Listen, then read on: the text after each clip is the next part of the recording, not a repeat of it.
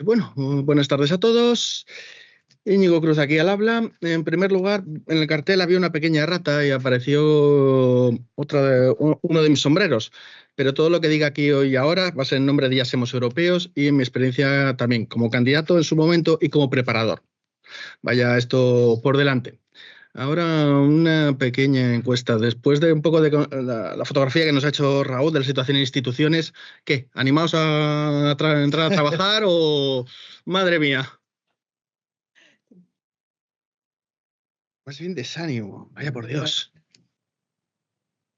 Bueno, pues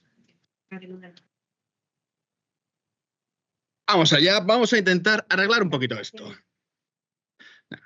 Vamos a intentar arreglar un poquito esto y ver que hay luz al final del túnel. ¿Vale? Eso en primer lugar. También intentar explicar al final de dónde viene esto del italiano aprendido en Finlandia y también por qué estáis pensando en croquetas. O sea, que es otro pensamiento que está normalmente en la mente y no os habéis dado cuenta. Bueno, dicho esto, entonces vamos a lo práctico. ¿Cómo entro a trabajar en instituciones europeas, no? O para ser exactos, ¿cómo no meto la pata cuando quiero entrar a trabajar en instituciones europeas? Porque la experiencia nos dice que al final eso es lo que nos cuesta el puesto. O sea, no se trata de que otros lo hacen muy bien y somos unos inútiles, no. Hemos cometido fallos muy tontos que podemos arreglar y eso nos lo va a permitir. Para ello haré un pequeño recorrido en función de los distintos perfiles y contratos existentes, también en las oposiciones, un poco para ir viendo cómo se aplica en cada caso la realidad mundana en estos procesos de selección. Vale. Un pequeño spoiler antes de seguir es el hecho de que va a haber menos funcionarios en los próximos años. También es una pura lógica de si se han bloqueado los procesos de oposición, no había espacio para nuevos funcionarios, se han tenido que rellenar las vacantes con gente temporal, digamos, porque también mucha gente se está jubilando. Una cosa que no ha comentado Raúl es que la media de edad en la comisión es bastante alta ahora mismo. Así que vacantes va a haber en los próximos años. O sea, que ánimo con ello. Otra pregunta que quiero lanzaros. ¿Cuántos conocéis los sistemas de oposición españoles? ¿Estáis familiarizados con el sistema de oposición español? Bueno, veo unas cuantas manos alzadas. ¿Y el sistema de oposición europeo? Más o menos. Bueno, para aquellos que conocéis el sistema español, por favor, olvidarlo. Para aquellos que conocéis el sistema europeo, vamos a intentar a ver si hacemos evolucionar un poco ese conocimiento porque la cosa está evolucionando. O sea, y bastante deprisa. O sea, es una realidad a la que nos tenemos que adaptar. La primera, primer elemento a tener en cuenta, perfiles. ¿Quién entra a trabajar en instituciones europeas? ¿Abogados? ¿Economistas? Ya, parece ser lo más obvio, ¿no? ¿Ingenieros? Sí. ¿Traductores? También. ¿Profesores? También. No sé, decir algún perfil porque seguro que lo hay. Expertos en señalización ferroviaria. Eso, ingeniería, ¿no? Tal cual, ni de broma en la comisión. Pues hay dos departamentos llenos de gente que sabe de señalización ferroviaria. No fastidies. Y de aviación, y de marítimo, y de ciberseguridad. Soy hacker. ¿A qué te necesitamos? O sea, que cualquier perfil tiene cabida. Solo es cuestión de buscar adecuadamente. O sea, en la comisión hay 30.000 personas y cada uno, si se me permite la expresión, es de su padre y de su madre en el buen sentido. O sea, hay perfiles de todo tipo. Así que no penséis, no, mi perfil no interesa. No, tu perfil interesa. Es cuestión de buscar el sitio y, segundo elemento que también veremos hoy, explicarlo adecuadamente, porque ese es el otro gran fallo. Pensamos que nos conocen, no nos conocen de nada, somos muchos, hay muchos números, hay mucha gente. Tenemos que explicar esa información, tenemos que hacer ver a la gente que trabaja dentro de las instituciones que somos su candidato, que somos la persona que le va a resolver los problemas y que trabajando con ellos en su unidad, o sea, serán más felices y la vida será de color de rosas. A lo mejor no tanto, pero desde luego que les vais a resolver un problema y vosotros vais a entrar a trabajar en las instituciones europeas. Siguiendo con esto en los perfiles, una primera forma de entrar a trabajar en las instituciones, siendo becario. Becario, por favor. Recordemos, en las instituciones europeas, comisión, el procedimiento de la comisión se conoce como Blue Book, libro azul, porque en su origen era en papel, en una gran carpeta azul. Hoy en día es un fichero digital, creo que ni siquiera es azul el fichero, pero bueno, es igual. Lo importante es que son prácticas remuneradas de 5 o 6 meses y es un proceso que permite meter la cabeza. Cierto, uno está empezando su carrera profesional, es una muy buena manera de entrar, pero también hemos conocido gente de 50 años que ha sido becaria, pero ha sido su puerta de entrada, porque una vez dentro siempre es más fácil buscar, una vez dentro siempre es más fácil hablar con la gente, conocer de qué va todo y saber dónde está nuestro hueco. Así que es una opción que os sugiero que consideréis también. Son 1.300 euros al mes que se cobra como becario, con lo cual tampoco es que vayamos con desnudos a trabajar aquí. Aparte que, si somos realistas, en España la verdad que hay trabajos que pagan peor. O sea que, bueno, esto es una opción que no está nada mal para arrancar. ¿Vale? Importante que es en el nuevo proceso, o sea, no cometer errores es clave. ¿Por qué? Porque se corrige de forma automática. Las candidaturas las evalúa una máquina inicialmente y después se verifican por un ser humano. Y a la mínima que hay un error, estamos fuera. Cuando digo un error es, en mi DNI pone que nací el 7 de febrero del 85. Muy bien. Y resulta que en la candidatura, en el formulario he puesto el 7 de marzo del 85, porque me equivoqué. En vez de poner un 2, puse un 3. Estás fuera. Tal cual. O sea, algo tan tonto como eso, estás fuera. En mi contrato es que yo tengo experiencia de tantos años y me he equivocado y he puesto un dígito de más, un dígito de menos. Estás fuera. Con lo cual, muy importante revisar lo que se entrega.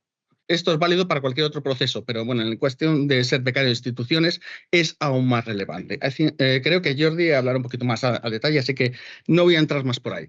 ¿Qué nos permite ser becario? Pues, por ejemplo, podemos enlazar con otro tipo de oportunidades profesionales. Mencionaba antes, Raúl, el JPP, Junior Professional Program, que tiene su puntito de polémica, dado que es un programa muy atractivo, pero no todo el mundo puede participar. Entonces, de ahí que tenga su elemento de polémica. Pero siendo becario, es una opción para participar y además que te permite adquirir otro tipo de contrato, el agente temporal, que es el equivalente a un funcionario, salvo su duración de tiempo y demás, y estableciéndose ya una carrera dentro de las instituciones.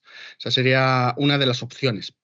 Por cierto, he olvidado mencionar antes, no os preocupéis si hablo deprisa, lo hago por defecto. Punto segundo, he compartido un documento con los compañeros de la oficina comercial, así que luego lo distribuirán entre los asistentes, sé que nadie tiene que ir tomando notas ni nada por el estilo. Tenéis toda la información ahí y mucha más de la que estoy comentando ahora.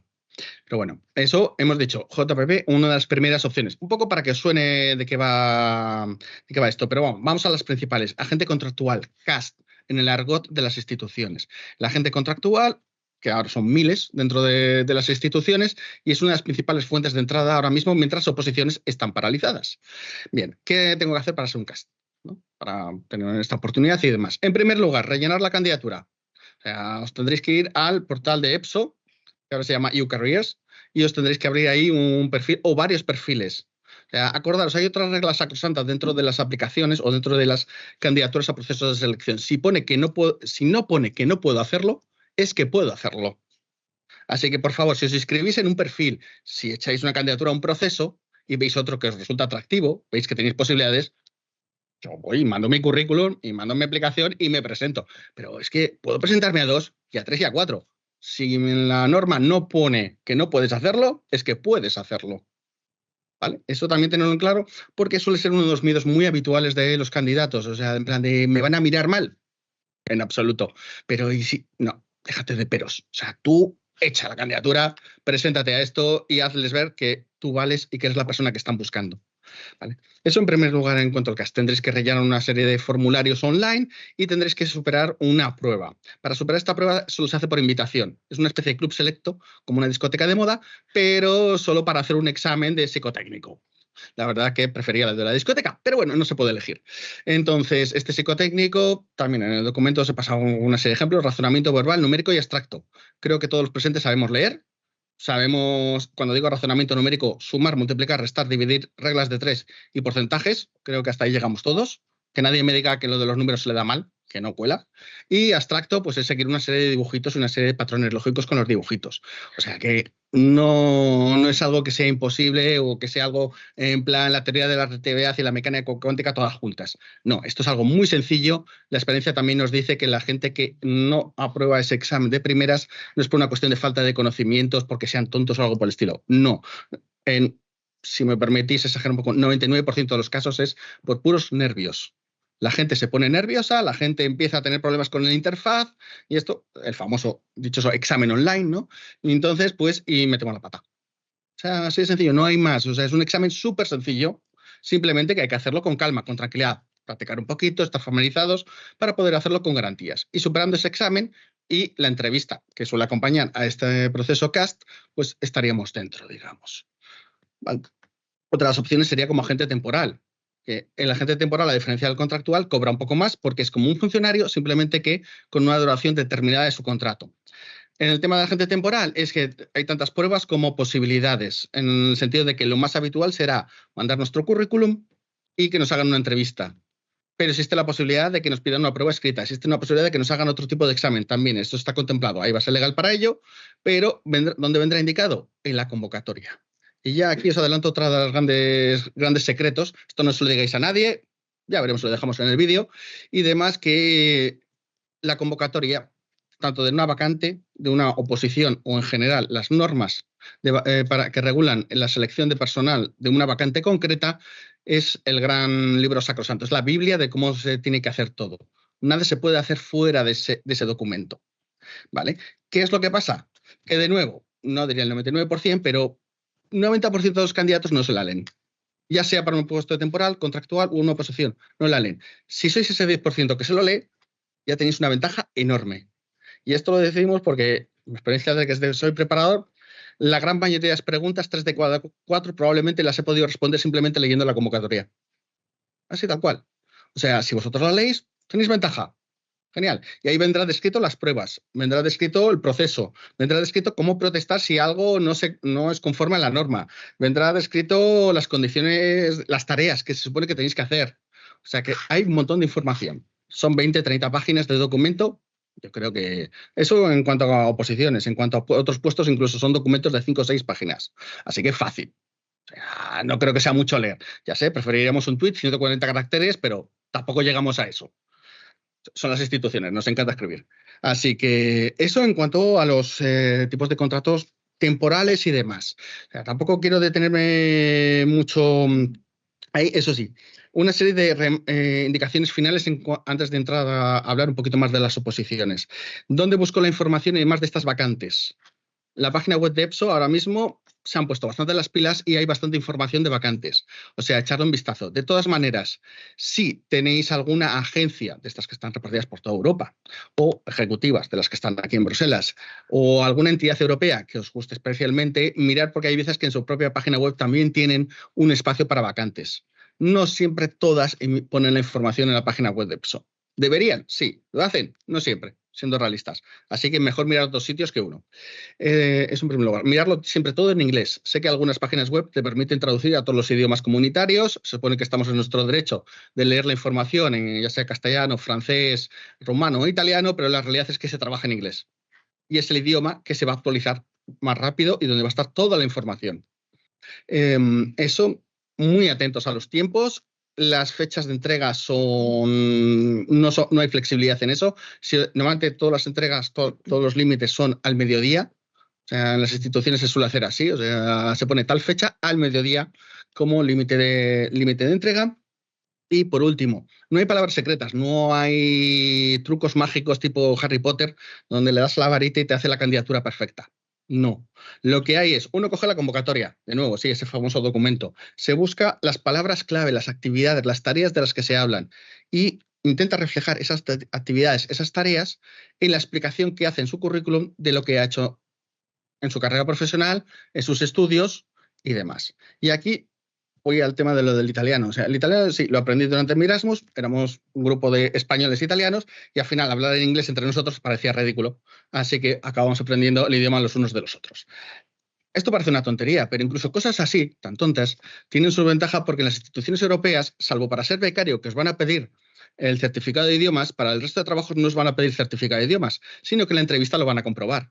Si sois capaces de hablar idiomas, de interaccionar, de trabajar en esos idiomas, siempre hacerlo ver.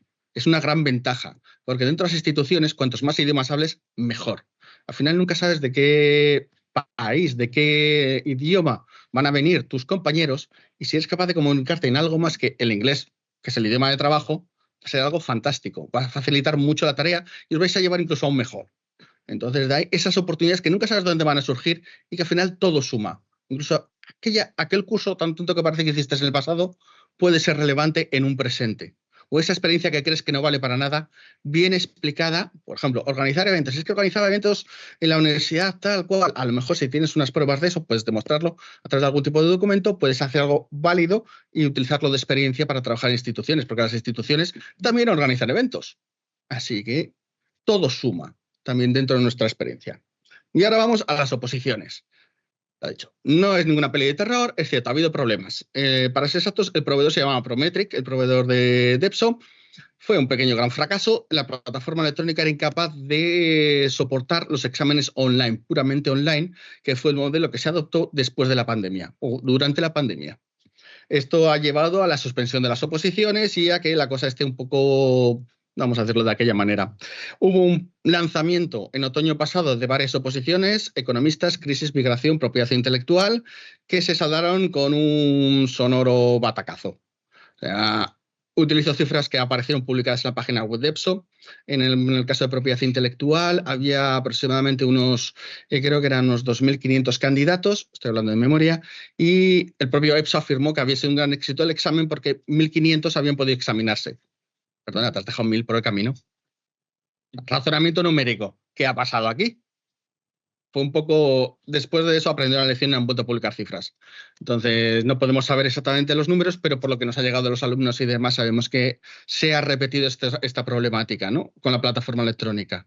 Entonces, todo esto les ha llevado a tener que hacer un parón, todas las oposiciones paradas. Estamos hablando que en los últimos 2 años, 3 años, prácticamente todo lo que ha salido de oposiciones eran procesos que se habían iniciado bajo el modelo o régimen antiguo, presencial o semipresencial, y demás, y el nuevo modelo todavía no ha empezado a producir resultados. De ahí eso que comentábamos antes, de que nos falten funcionarios y estemos tirando ahora mismo de contrataciones temporales y demás, y las instituciones, digamos, que tengan un argumento para fomentar esta contratación temporal.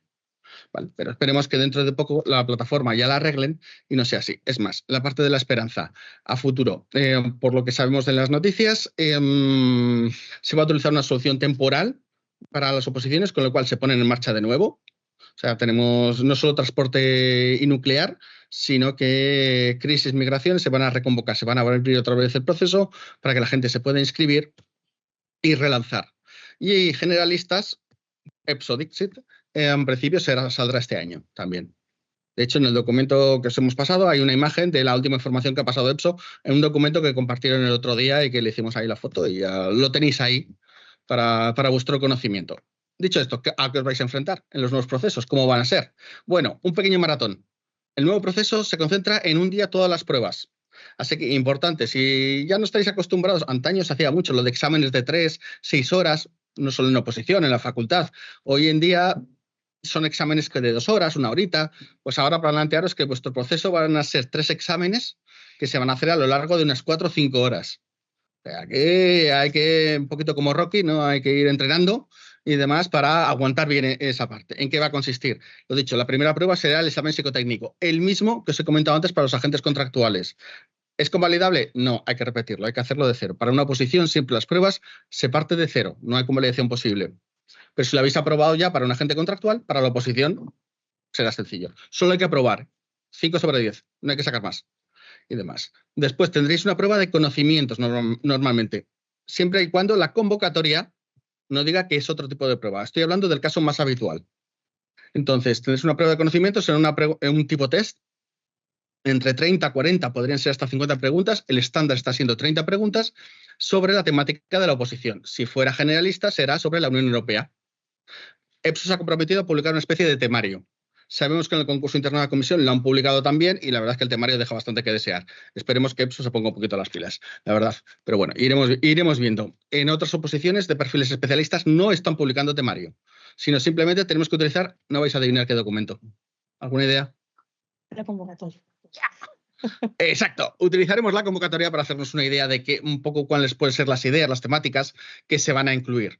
O sea, así ha sido el caso en crisis e inmigración, lo hemos visto también en propiedad intelectual, pero ya hace unos años, por ejemplo, el derecho a la Unión Europea fue igualmente lo mismo. O sea, las temáticas se pueden prever hasta cierto punto. O sea, no puedes saber las preguntas concretamente, así que habrá que estudiar, pero oye, por lo menos ya sabes que te tienes que estudiar, una ventaja. Y por último, la prueba más interesante será un ejercicio escrito. El ejercicio escrito también ha evolucionado. Lo digo porque tened cuidado, los modelos que existen actualmente en la propia página web de EPSO son modelos antiguos, de cuando la prueba duraba entre 90 minutos y 2 horas. Ahora mismo la prueba va a durar 45 minutos. 45 minutos. ¿Y eso? ¿Por qué? Porque te van a dar los documentos antes. Te van a dar unas 2 semanas antes, te van a dar una serie de documentos generalistas, serán documentos de temáticas generales europeas. Transporte, por ejemplo, serán documentos sobre una temática de transporte. Y el día del examen, tú vas ahí, te has estudiado los documentos antes, si uno es mínimamente listo, o sea, más o menos ha hecho cálculos de a ver qué me pueden preguntar, prepara un poquito y demás, y llegas al examen y en la plataforma te pondrán las preguntas, ¿no? O sea, lo que tienes que responder, junto con el acceso a los documentos que antes ya tenías acceso igualmente. Y tendrás esos 45 minutos para responder, básicamente. Esta prueba escrita solo es un paso o no pasa, también necesitas un 5 sobre 10. Lo que pasa que sí hemos visto que si uno no la prepara adecuadamente con anticipación, o sea, al 5 no llegas. O sea, en 45 minutos saben a 4 minutos y medio. O sea, cuando te pones y te enfrascas ahí a teclear y demás, va muy rápido el tiempo, entonces hay que prepararla de forma correcta. Entonces, y finalmente el ranking para esa lista de reservas se hará en base a aquellos que han aprobado estas pruebas, el CBT, el psicotécnico, la prueba escrita, y han sacado la nota más alta en la prueba de conocimientos. Vamos a ver cómo funciona la cosa, porque por ahora todavía no ha habido ningún proceso que haya llegado a esa fase final, pero bueno, somos bastante optimistas en lo que va a ocurrir en las próximas semanas y demás. Esperamos ahora a transporte, en breve los llaman a examen, lo mismo que a la gente de nuclear. Ah, y se me olvidaba, para agentes contractuales, también la buena noticia, el 14 de junio está convocado el siguiente examen. Así que está reactivado y hay plataforma electrónica aparentemente ya que se puede utilizar. ¿Vale? Bueno, eso como marcación, veo que ya me estoy pasando un pelín de tiempo, así que últimos elementos. O sea, recapitulando, lo que llamamos la Notice of Competition, las bases de la convocatoria, mejor que vuestro nombre. O sea, es que sabiendo eso, dominando ese conocimiento, ya domináis la oposición que tenéis por delante, lo que os van a poner, cómo va a ser el proceso. Entre amigos, siempre puede ser interesante que si hay algún proceso abierto, aunque no cumplamos requisitos, podría ser hasta incluso interesante apuntarse para ver de qué va la cosa. Yo lo dejo ahí. Cada uno, si en la convocatoria no dice nada en contra. Otro elemento importante, revisar bien las candidaturas y demás antes de entregarlas, porque no sería la primera vez que alguien incumple algún requisito dentro de la candidatura, en plan de el idioma en que rellenamos la candidatura. Se supone que lo tenemos que hacer en un idioma, lo rellenamos en otro y nos expulsan por no cumplir esos condicionantes. Algo tan tonto como eso ha ocurrido en el pasado. Así que, cuidado, vendrá especificado en la convocatoria de nuevo ese tipo de informaciones. ¿Vale? Y igualmente explicar todo nuestro pasado, porque a través de nuestra convocatoria, perdón, nuestra candidatura, de nuestro currículum que presentemos, nos van a decir si somos elegibles o no para una oposición. Transporte, que es la que acaba de cerrar, exigían 6 años de experiencia en transporte. Si uno entrega un currículum y dice, oiga, que he trabajado en transporte 6 años, muy bien, pero explíquemelo. No creo que cumpla los requisitos. No, perdone, durante 6 años he estado trabajando en transporte en una compañía marítima de fletes, haciendo este tipo de actividades marítimas, tal cual. Vale, son 6 años válidos, cumple los requisitos, adelante. Usted es elegible. Solo hay una salvedad. Esta verificación la harán al final, no al principio, con lo cual además sería una pena que uno apruebe todos los exámenes y se quede fuera porque no ha explicado adecuadamente su experiencia o ha cometido un error en la candidatura. De nuevo, este es un error que dices, esto no ocurre nunca, lo hemos visto. O sea, y es una pena, porque la gente se ha esforzado, lo ha hecho bien, y es una pena que al final se queden justo ahí. No queremos que os pase eso, así que muy atentos. Y un último elemento, para entrevistas, ya sea desde una lista de reserva, ya sea en un proceso temporal o un proceso de contractual, ¿qué podemos deciros para afrontar una entrevista de trabajo con éxito en las instituciones? Primero de todo, practicar. O sea, coger ya sea novio, novia, marido, mujer, amigo, amiga, la mascota de casa, se os puede dar la réplica, un loro podría, me da igual, pero practicar, decir las cosas en alto, porque en nuestra cabeza todo luce genial, pero cuando lo decimos en voz alta, a lo mejor no luce tan bien. Eso en primer lugar. En segundo lugar, leerse bien los requisitos del puesto y demás, porque las preguntas irán en relación. No se van a inventar preguntas raras. En las instituciones, si algo bueno tienen, es que está todo estructurado, está todo previsto en un guión. Entonces van a seguir ese guión en base a lo que están buscando. Así que las preguntas se pueden prever hasta cierto modo. Y por último, prepararos una presentación personal. Siempre 2-3 minutos de presentación personal hablando de vosotros en relación a lo que es relevante para el puesto. Está muy bien que a lo mejor nos encante pintar paisajes con acuarela, pero si el puesto es para abogado, pues a lo mejor tendremos que hablar de nuestra experiencia en leyes. Ya está. Y esto me permite ya cerrar por último elemento, leyes croquetas. ¿Qué tiene que ver todo esto? O sea, esto es una gran verdad que solo los que trabajan en las instituciones europeas lo saben. Las leyes europeas son como las croquetas. Todo el mundo piensa que las de su madre o las de su abuela son las mejores. Pero como todo en la Unión Europea, al final te acabas comiendo las croquetas que propone la Comisión y las instituciones, porque dicen, oye, no están tan mal. ¿No? Pues esto es exactamente igual. Así que espero que os haya quedado un poquito más claro el tema de las croquetas, los idiomas y sobre todo cómo conseguir entrar a trabajar en instituciones europeas, que no es tan difícil como parece.